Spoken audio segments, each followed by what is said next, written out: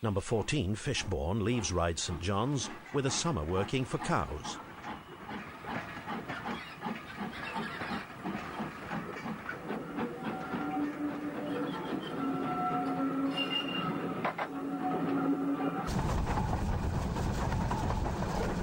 At Smallbrook Junction, the double-track section ended as the routes to Ventnor and Cowes diverged. From Smallbrook Junction, we retrace our steps to Cowes. The first station featured is Haven Street, where the train came to a halt while the driver waited for the single-line token to arrive. Haven Street is now headquarters of the Isle of Wight Steam Railway, which started its services in 1971 and has become one of England's best preserved railway operations.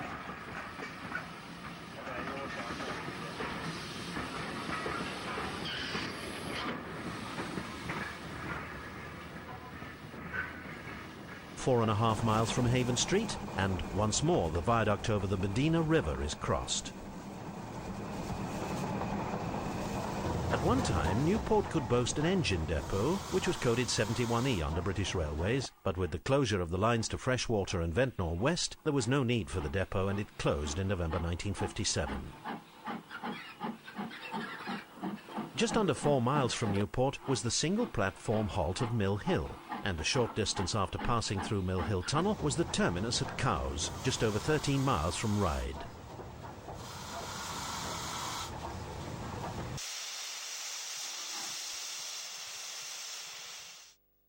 Returning to Smallbrook Junction, we join a Ryde to Ventnor service, and the first station to appear is Brading, 4 miles from Ryde.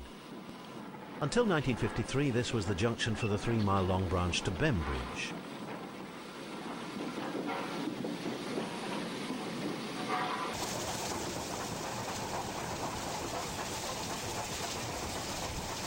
Next is Sandown, the largest intermediate station on the Ventnor route. Sandown's lofty signal box was one of the more unusual features on the route, the 32-lever box towering over the platform canopies.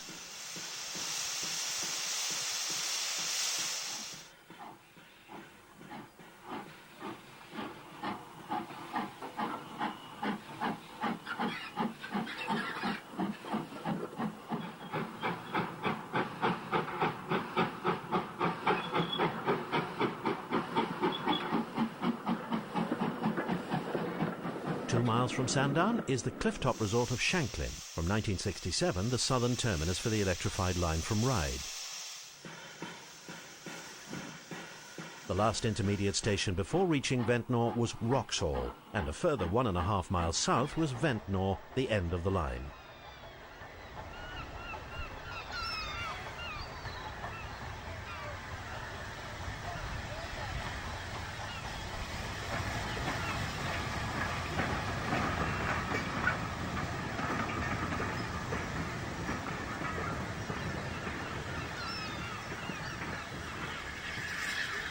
Originally, a turntable was installed at the end of the platform, but this was replaced by turnouts and a small head shunt. The distance between the head shunt and the pointwork at the north end of the platform was restrictive and limited passenger train lengths to a locomotive and 6 coaches. Another unconventional island practice was that Isle of Wight O2s didn't carry smoke box number plates. Instead, they had their numbers painted on the buffer beam. Film taken from the heights of St Boniface Down clearly indicates the station layout, in particular the caves on the west side of the station that for many years were used by local coal merchants.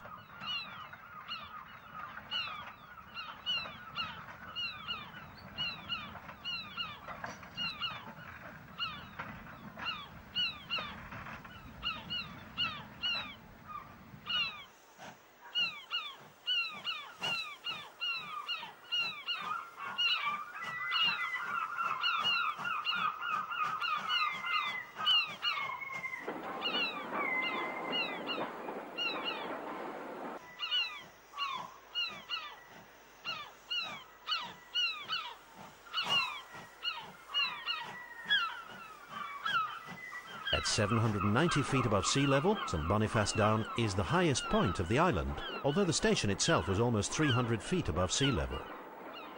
This wasn't convenient for the people of Ventnor, and although there were proposals to link the two with a tramway or light railway, these plans were never implemented.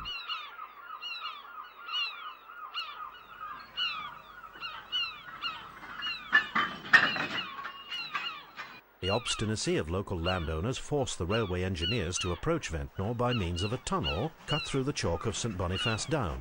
The 1,312-yard-long tunnel was completed in 1866, finally linking the resort town to the island's rail network.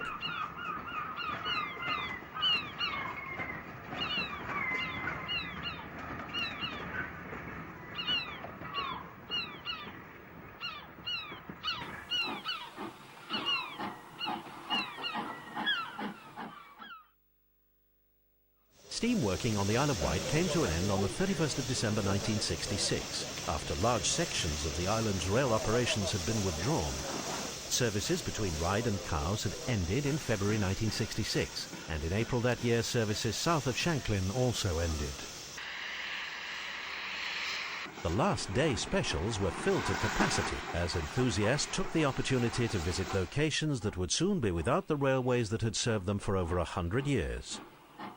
In 1900, there'd been 55 miles of railway on the island, which was reduced considerably following the 1950s closures, and the cuts of the 1960s left the island with a single 8-mile route from Ryde to Shanklin. From 1962 onwards, the island's O2 tank locomotives had gradually been withdrawn, although 14 were still in traffic during 1966, with 10 of them surviving until December that year.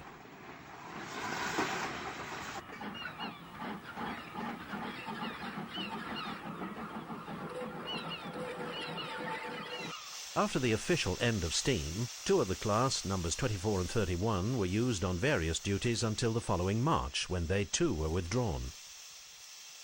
Number 24, Calbourne, was bought for preservation, but all the others were scrapped, either at Ryde Works or Solif Scrapyard at Newport.